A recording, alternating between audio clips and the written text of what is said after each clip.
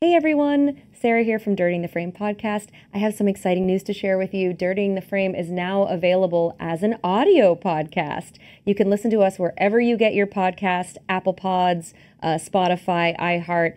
We are there, so if you're sick of watching my face on YouTube, you can listen to my voice in your car.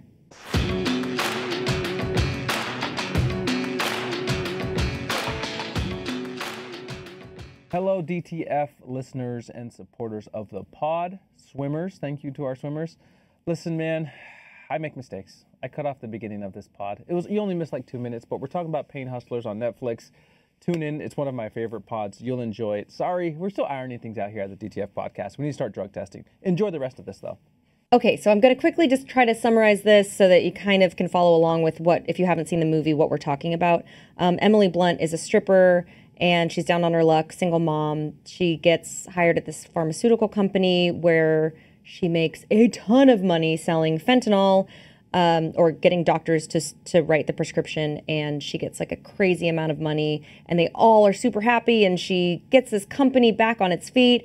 And then the FBI comes and cracks down on them and sends everybody to jail. Damn, man, that was, you crushed that. You crushed those cliff notes. Thank you for doing that.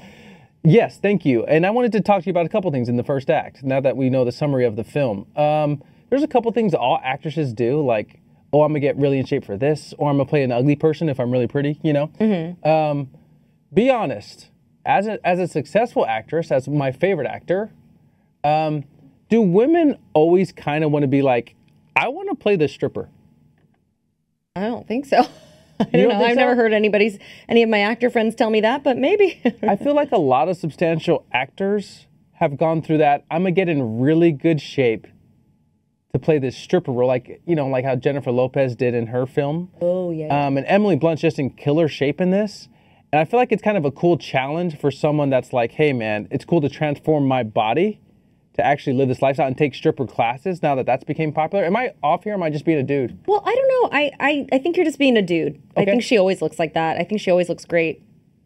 Okay, all right, I'm way off. I like the tone of this movie. I should tell you my first thoughts here. I say riveting because when I watch movies, especially on Netflix, like we established, on Netflix I'm like, oh, okay, I'm at the 2-minute mark. It's not bad yet. I'm at the 10-minute mark. It's not bad yet. And then Netflix always like 15 minutes or 20 minutes. I'm like, oh, this is bad. Fuck, you know? And then in this movie, at like the 20, 25-minute mark, I'm like, wait, I had a good moment in this. Is this movie good? Yeah. And I was in from the beginning. I thought the writing was good.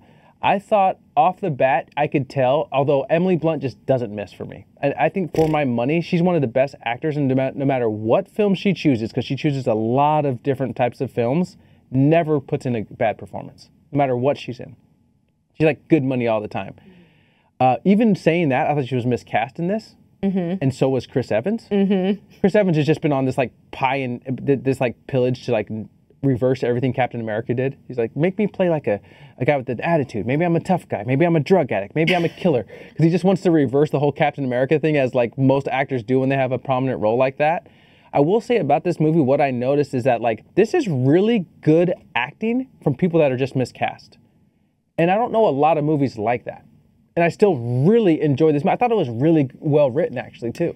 Well, it's an interesting point you bring up, because I would say that we've talked a lot about good actors who are cast in the wrong roles. Yeah. For example, my go-to, which everybody knows now, but like Brie Larson from the Marvels, like, or Miss Marvel, Captain Marvel, whatever the hell.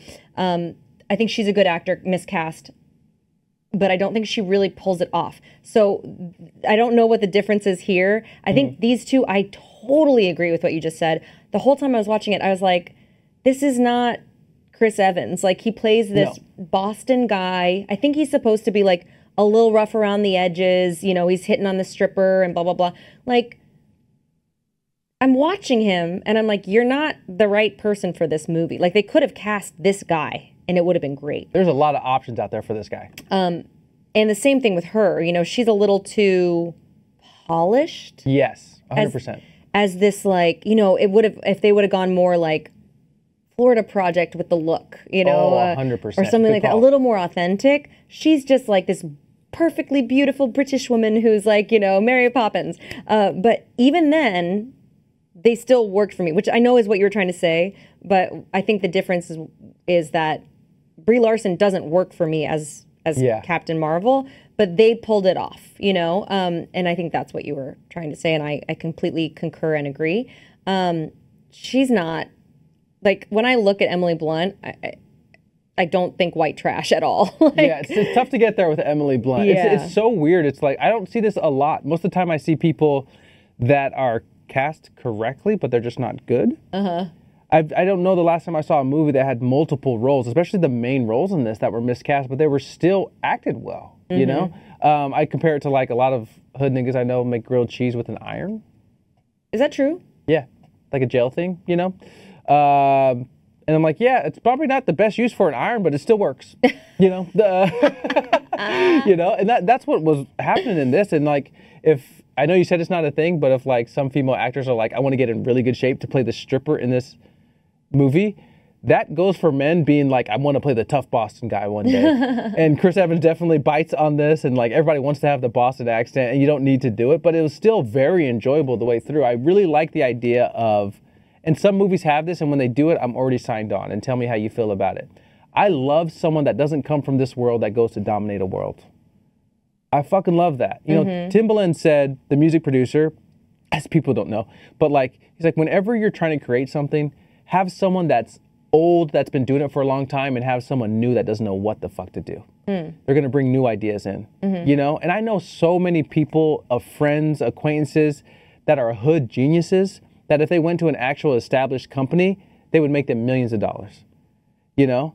And I loved the portion of this where like, yeah, she's a stripper, but she's brilliant, she's hardworking, and she's a hustler. You know, put her in anywhere. Like Jay-Z says, put me anywhere on God's green earth and I'll triple my worth. She's something like that in this, you know? Yeah. And not to mention, we kind of skipped over the part where her daughter's facing a health ailment. She has seizures, you know? So she has extra motivation to make this bread. She's not just like, I want to be rich.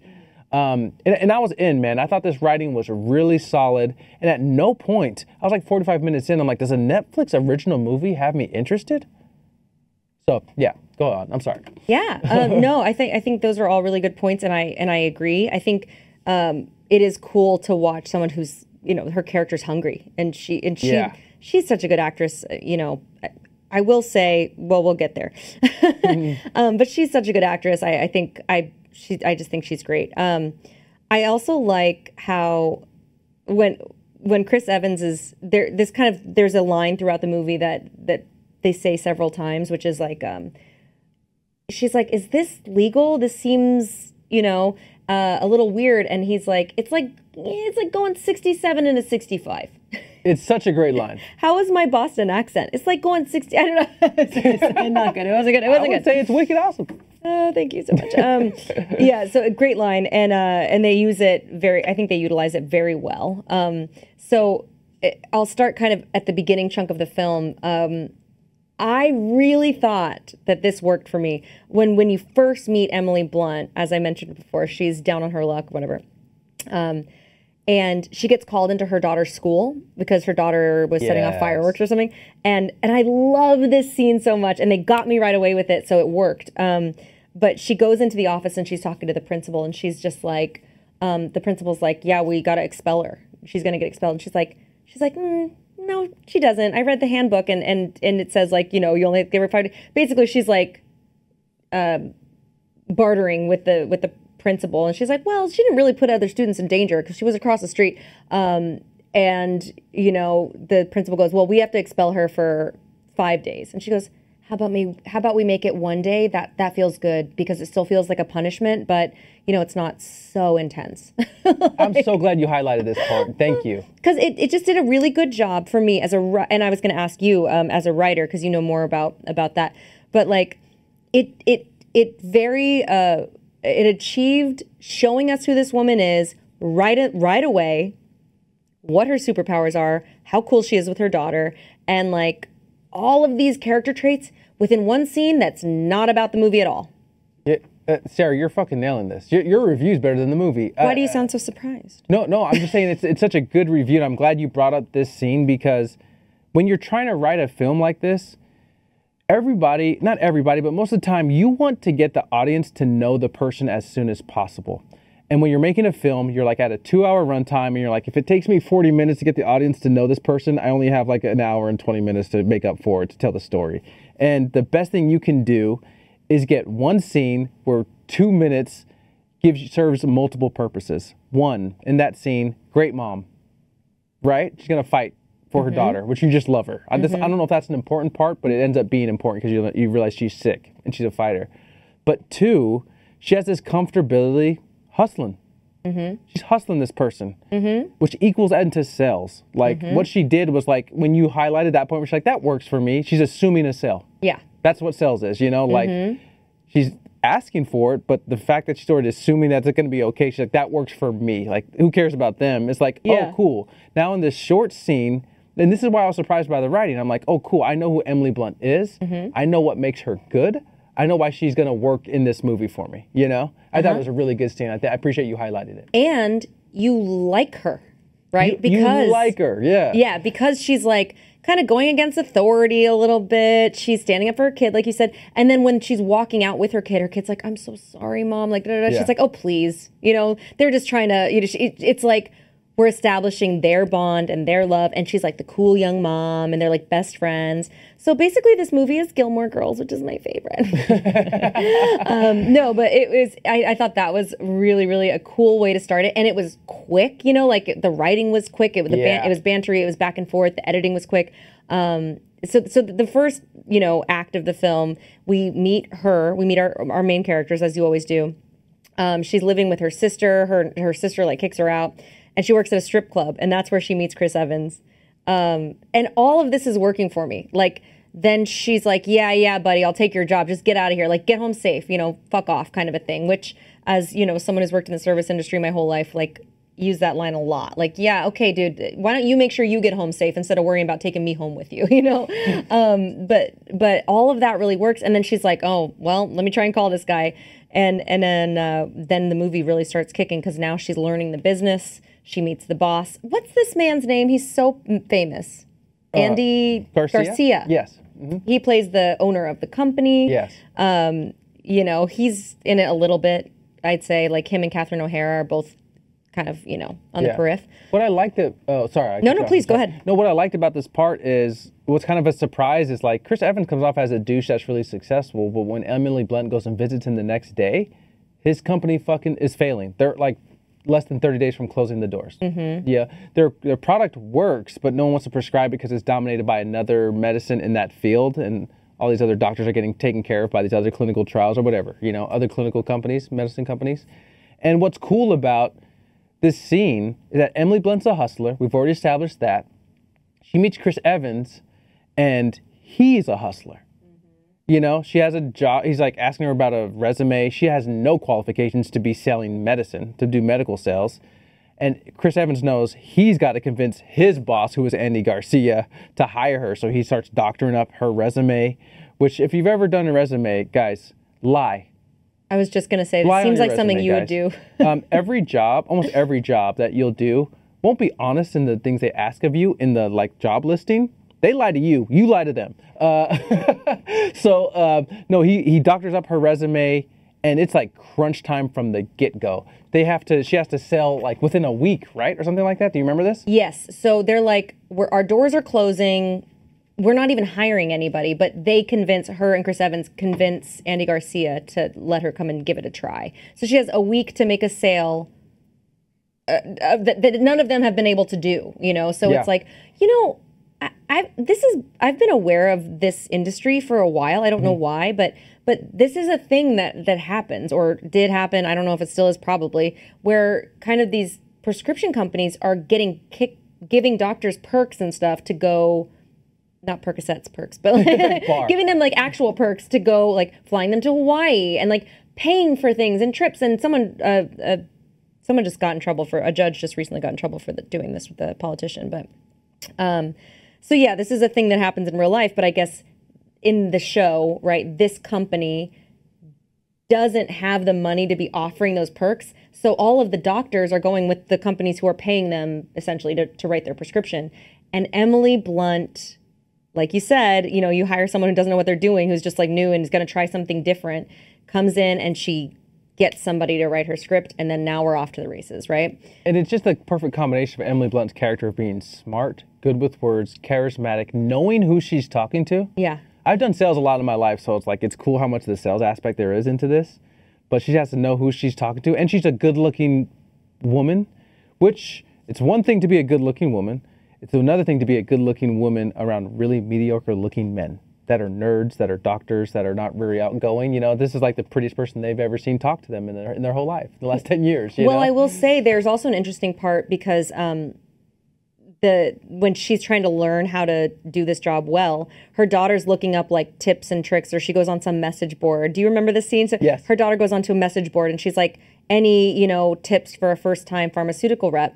And they're all like, show your boobs, put on a push-up bra, wait for the doctor in his office on your knees, you know. And Emily Blunt makes a point to say, I'm not doing that. Yeah. And she doesn't. She wears, if you can see, I don't know if you can see from any of these angles, but kind of the outfit she's wearing. Oh, you can hear. She dresses in these outfits, and I was just looking at this before we started the pod, and I think that the wardrobe people did a really good job with her stuff because they dressed her like a stripper would dress if they were trying to look professional. 100%. You know, I love like that. Like someone who thinks they look fancy. Yes, like a lot of dresses like and outfits like this with like the weird sailor buttons and like the, you know, like very like structured things. And she never once was in something that was like revealing, or she wasn't using her looks. And everyone was turning her down. And that part was the only part that I was like, look at this woman's face. Like, no one's saying no to this woman. She's so pretty. I wanted to add this like a personal anecdote. I don't know if you even know this, Sarah. My mom's a retired physician now. She had her own practice for like a decade and a half. She's a family practitioner. And growing up, about once a month, my mom would, now there's 7 kids in my family, so she'd rotate. But about once a month, she'd be like, Asaad, do you want to go to dinner at this steakhouse with me? Somebody's paying for it. And as a kid, I just didn't know, you know? And this happened so often, and my mom would just rotate the kids she would bring, and it'd be a nice restaurant, a nice steak or whatever. And only to, like now, when I grew older, I worked at her clinic for like a summer, and I started getting the idea of like, oh, medical sales reps come in here, and they're always good looking. They're always sharp dressed females or men that are like in their early 30s that drive nice cars. And to this day, watching this movie made me realize what they were doing. I didn't even make the connection back when I was a kid. Oh, interesting. But they were paying for my mom to go to dinner to listen to like a 20-minute lecture about this new drug.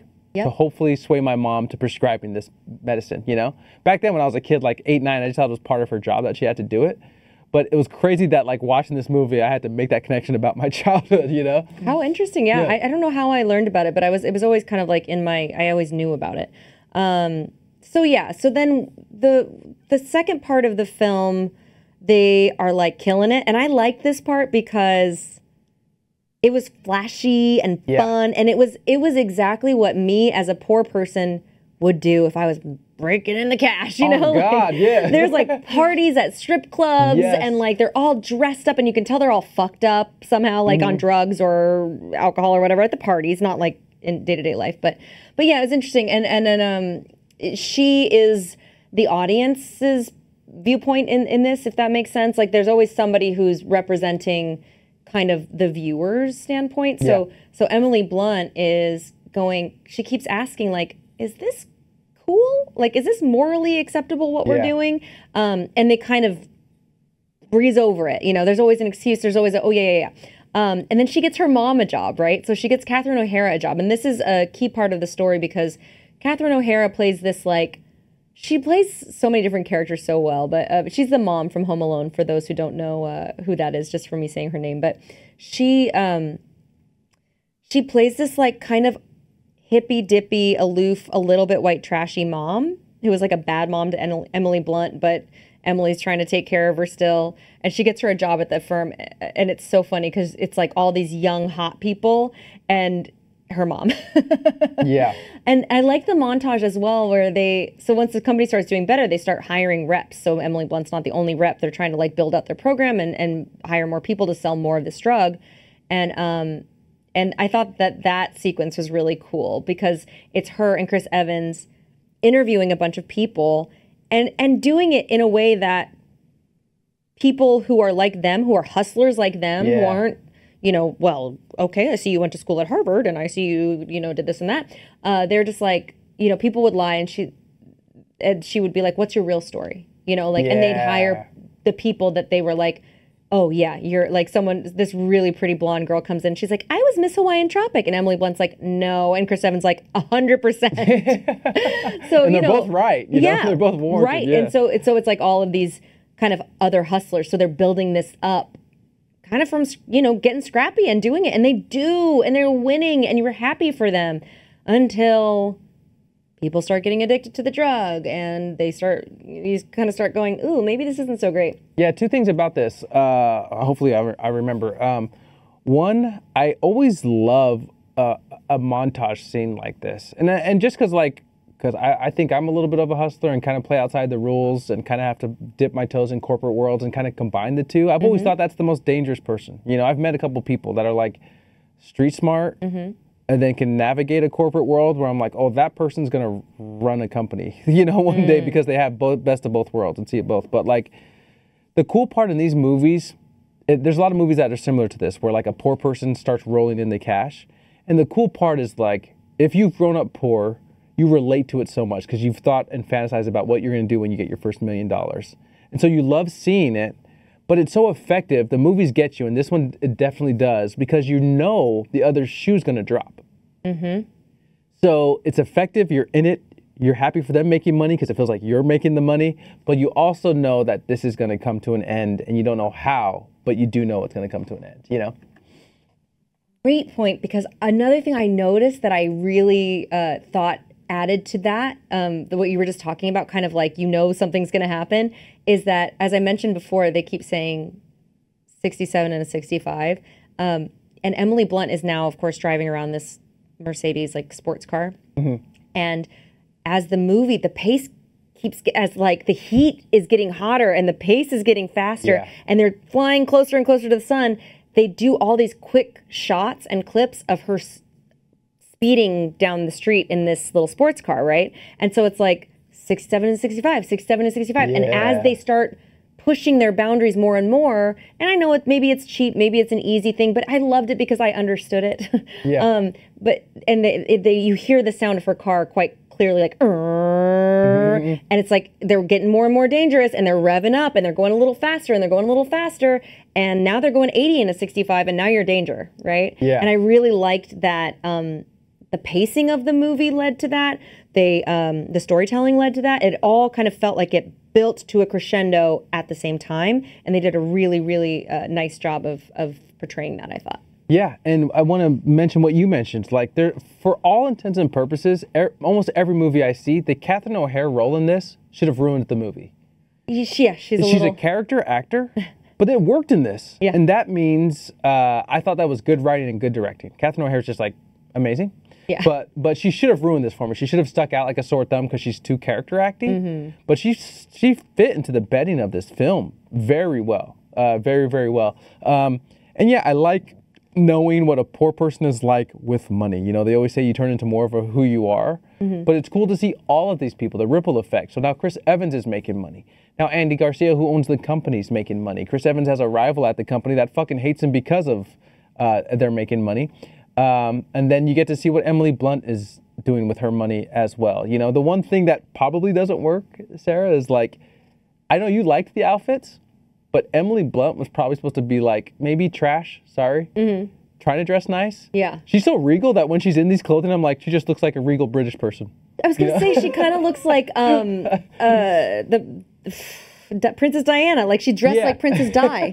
And that's why I was yeah, like if this was Saoirse Ronan, it would have worked or something, but like Emily Blunt just looks pretty and regal. Well, that's why I was asking, because I was like, did this take place in the 90s? Maybe she was like trying to dress like Princess Di. I mean, I loved it. And yes, she did look, she's just so pretty. But yeah, I thought it all really worked. I thought it was really cool. And to your point about Catherine O'Hara,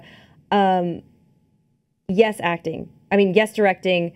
And yes, writing, both good. She towed the line enough that like anyone else playing that character might have been like over the top. And it was a little over the top, but just enough where you're like, she's still grounded. Like she was still grounded enough that she was, you know, so I think that's a credit to her acting skills as well. This movie made me realize that like what I want so much in film, which is like nowadays we have ensemble casts like this all the time that are just in a bad movie with a bad script. Yes. You know, and it proves to me, and yeah, my bar has lowered in terms of what good writing is, but I thought this was a solidly written and solidly directed film. It's amazing how far a film can go when you have put that in the hands of credible and like reliable actors. 100%. You have Chris Evans, you have Emily Blunt, you have Andy Garcia, you have Catherine O'Hara. Catherine O'Hara. You know, and it's like, oh man. For someone that always wants better films and sees so many bad films, I'm like, it feels easy to me, you know? Just, it doesn't have to be a great script. Just give them a solid script and let these actors play, and we feel like we're in good hands. Give me your Rose and Thorn, Sarah. Well, I have a quick question, and I maybe because the script is good and that's all it takes, and then you get the cast, you know, one person signs on. If it's like Emily Blunt signed on, and then Chris Evans like, okay, cool, I'll do it too, or like, you know what I mean? I think that's kind of the ripple effect, or that the agencies package them or something, but. It is, it does make me wonder when I saw this, I was like, what is it that makes these actors say yes? Because I can't imagine, I imagine that they're taking a bit of a pay cut to do this film. Maybe I'm wrong, but I don't think this is like Marvel's money, Marvel money. And I want to point out, I will get to my Rose and Thorn, and maybe this is kind of encroaching on it, but at the very end of the film, Liza, Emily Blunt's character, goes and she has to testify in court, and she's cut a deal so that she's going to get no jail time is the deal, right? And so she's incriminated her boss. She's given them, you know, the bigger whales so that she can kind of do no jail time. And she has to go and testify or speak in front of the court before they do her sentencing. And she says, you know, I know I'm beating a dead horse here, but this girl, when she has these scenes where she can just act her face off, I'm like, I mean, can I get some of that? Just an ounce of whatever you're taking would be great. But she gets up and she says, like, I'm supposed to come up here and say how I'm not educated. I didn't know. I didn't go to pharmaceutical school. I didn't know that this was happening. She's like, but I knew what I was doing, and I'm responsible for lives of people who've died, and she just really, really nails it. And then I had an interesting thought here, or I thought it was interesting. And I don't want to get too political, but in a capitalistic society like we live in, we preach and we laud and we reward and look up to all these people who are like billionaires and millionaires and making all of this money, and we reward it as a society. We're like, we look up to that. We're like, oh my gosh, I want to do that. How can I do it? And we all think one day maybe I can do it too. It's the American dream, right? But then, so they want you to want more things, to want a brand new car, and to want all these clothes, and to want all this money. Like it's beat into us. But then when we go and get it, we get in trouble. You know what I mean? I'm like, so capitalism kind of preys on the poor. It's like we're fed this dream of like, hey, little poor girl, like you can make it. You can be a great big star. You can be president. And then she did it, and she went after it, and she fucking did it. And now she's getting penalized for it. Any thoughts on that? No, I'll let you cook. No, that was it. I thought it was really interesting. It was like at the end of the day, you get in trouble for being sucked into the thing that we're being sold. You know? Yeah, I mean, I would say, you know, just to push back. Please. She was killing people. People were getting addicted to what she was doing. You know, I thought like punishment fit. You know, if we're just going by the guidelines of the law. You know. I totally agree. That wasn't really my point. Wasn't really like that. Yeah, of course she did something. They were doing something kind of like on the edges of being like illegal and stuff. It was just more of the thought of like you're getting sucked in. You're getting punished for kind of like being sucked into the thing that we've all been sold, which that's a great point. Like America, there's like no like honest purchase in a capitalistic society. You can always track it back to somewhere that's ill intent. Oh yeah. You know, and this is another example of something that like maybe if richer people were doing it, it wouldn't be as illegal, you know? But like if you came from nothing and you were trying to do it, they're going to check your background a little bit more and find a little bit more red tape. Mm-hmm. Yeah, I feel that what you're saying. And it kind of ties into the theme of the film, right? Like we're selling people this fentanyl. We're selling Yeah. people this drug, and then you're getting punished for buying the thing that you're being sold. You know, it's like, anyway, I don't know if tough. that. And like my mom always says, I think maybe this is too much for the podcast, but maybe I align with an atheist. Sorry, don't mean to offend anybody. I don't really know. But like my mom will always be like, well, what do you believe in? And I'm like, I kind of believe in science. And my mom's been sued before, like all physicians are sued if you practice long enough that like some drug doesn't work or tests bad after like 7 years. The FDA didn't do their job. And my mom's like, oh, cool, you believe in science? Science is wrong a lot too.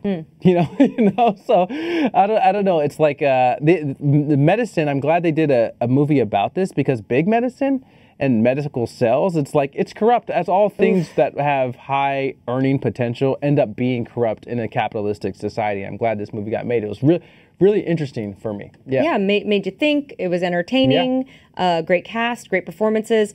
My rose is Emily Blunt. If you didn't know from watching this podcast for the last 30 minutes, I love watching her on screen. I think she just really, I believe she works hard, but I think she's probably one of those people who just does it effortlessly, and I think she's excellent. I'm just gonna diddle you with this rose, man.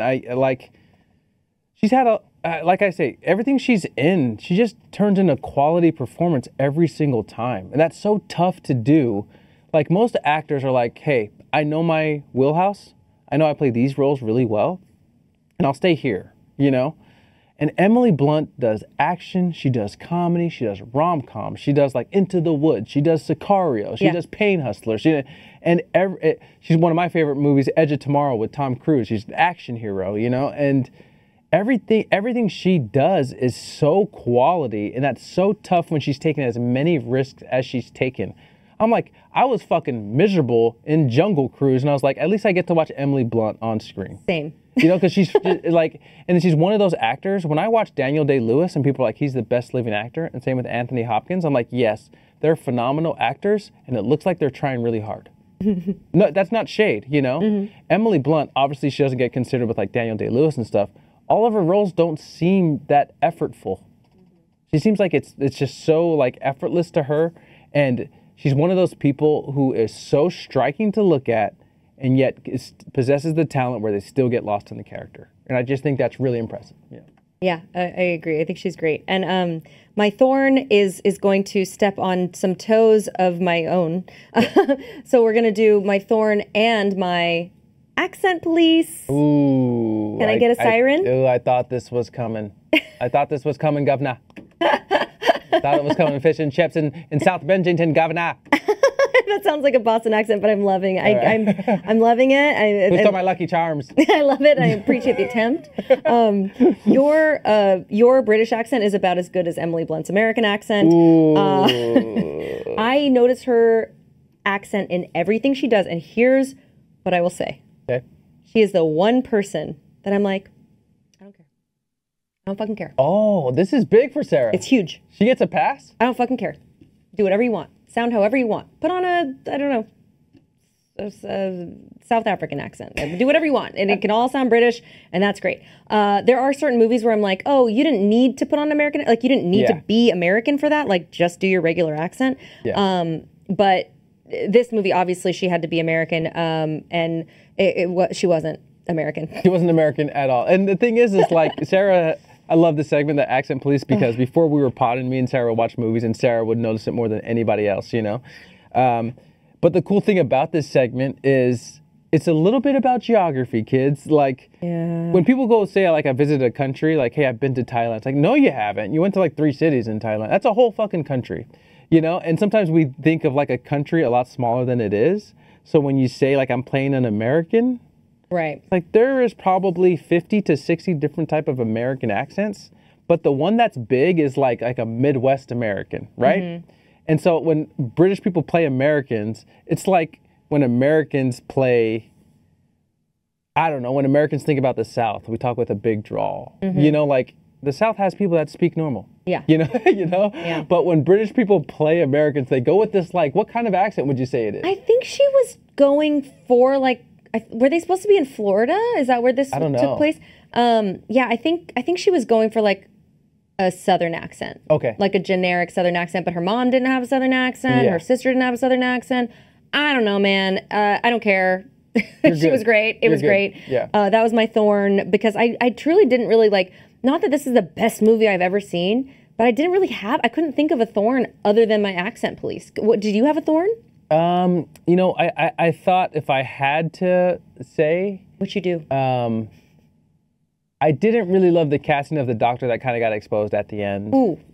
He kind of was a little hokey. Like he went from like nerd to like getting all this money. He was wearing Gucci belts, and that's me being nitpicky though. It wasn't that big of a big deal to me, but he kind of stood out a little bit. I do want to bring up a segment really quick, Sarah, that you've kind of glossed over that I'm kind of surprised. Uh-oh. You're a liar. I am? You didn't like this movie when you first saw it. Well, yes, I didn't not like it. Like I said, guys. I was second screen watching this movie. The first time I saw this movie, I didn't see it. Yeah, I was on Instagram. So I went back and rewatched it, and I was like, oh, this is really fun and like really good. I think I just thought it was mid at first. I didn't not like it. I thought it was mid at first. Yeah. I feel because I was kind of not really paying attention. And then I went back and rewatched it and actually paid attention. And I was like, oh, this is fun. And I can't think of a thing I don't like about it. It's interesting, though, that you did say about the doctor, because when I was really trying, I was like, okay, what's your Thorn? What's your Thorn? Like typing up my notes for this. And I was like, I don't really think I have one. I was like, maybe him. I think he's like a Broadway guy. I think he's if you notice, there's a song where he sings karaoke and he sings it very well. But yeah, I think he's a Broadway guy. So I didn't want to put him in there because I think he was good. I just, I agree. He did stand out like a tiny, tiny bit, but not enough for me to make him my Thorn. Sarah brings up a good point here, guys. Like, I always never understood how people can read books over and over, but I'm not a big reader. I would say, because I love film so much, a lot of times films dramatically change on a second watch, man. Like, so much of how your day's going bleeds into the movie you're watching. And there's some movies, even of recently, where I feel like I judge movies fairly accurately without my own personality in the way of it. Second screen, like something like Killers of the Flower Moon, Oppenheimer, it changes dramatically on a second watch. Some a lot better, some a lot worse, but when you're not trying to figure it out and you're just allowed to be in the movie, which happens a lot when you're watching it for a second time, you should try it. You know, it takes up a lot of time, but if you're free, sometimes your favorite movies will change, and sometimes movies you didn't like, you're like, maybe I did like that. You know? Yeah, I tend not to watch any movies more than once because my attention span isn't that great. I'm just like, I've already seen this. Yeah. But this really worked for me. My gummy rating. Let's do it. Is 0 gummies. Damn, the perfect rating. Yeah, it's not the perfect movie, but it's a good movie. It's a solid movie. Sober till it's over in this one. Sober till it's over. Yeah, you could definitely, but it's not really that kind of a movie where you're like, this sucks and it needs to be more fun, or B, it's a funny movie that'd be more fun if I was high. But yeah, I think it was a really good, solid movie. Well written, very well performed, well directed, well edited. Good job, Netflix.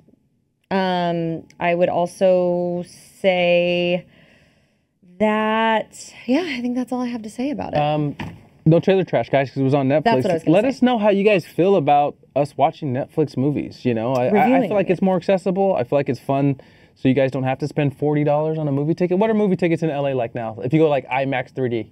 Oh, IMAX 3D, I have no idea. I couldn't afford it. But I know a regular movie ticket, even during the day, $18 at night, over 20 for one movie ticket. It's not insane. To mention anything So else. we want to make Parking. sure that we're not just like only asking you guys to spend money. If you're following along, watch Pain Hustlers if you have a chance. Tell us what you think about it. We're really interested to see what you guys think. We're just two bozos that like are off a whim. It's cool to get feedback from you guys.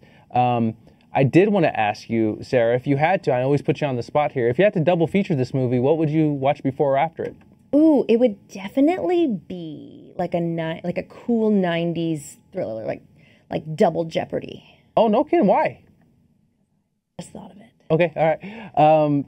I got 3. Oh, well, excuse me. I know. Boiler Room. I don't know if you've ever watched Boiler Room. I think I did, and wait, did I? Bunch of bros that are selling penny stocks. That's Cool. like a really people from nowhere trying to enter the corporate world, which I love. 2, which I think is a sleeper, that was also on Netflix, called I Care a Lot with Rosamund Love that Pike, film. and that was a sleeper, man. That I really fucking love. But it's also about like a strong female lead who I think Rosamund Pike is like evil Emily Blunt.